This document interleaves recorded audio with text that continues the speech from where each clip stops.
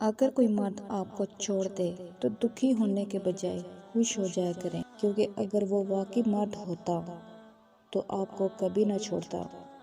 دونوں ایک دوسرے پر مرتے رہے، کوئی اللہ کو پیارا نہ ہوا۔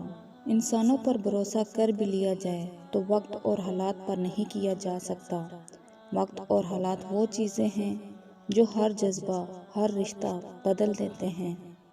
تکلیف اور پریشانی کا مطلب یہ نہیں ہے کہ خدا آپ سے ناراض ہے۔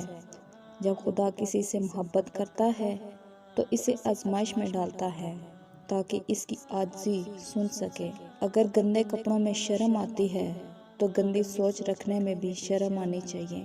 اندھیرے اب نہیں ڈستے، اجالے وار کرتے ہیں، وہ دشمن بھی نہیں کرتے جو اب یار کرتے ہیں۔ عورت کی تعریف مت کرو، ایک کام کرو، کبھی بھی بے وفائی نہیں کرے گی۔ عورت کی تعریف سے زیادہ اس کا احساس کرو، اس کی عزت کرو، کیونکہ احساس ایک ایسی چیز ہے جس میں آپ کو غیر کا دکھ بھی اپنا لگتا ہے۔ وہ پریشانی جو اللہ کی طرف رجوع کر دے وہ اللہ کی رحمت ہوتی ہے۔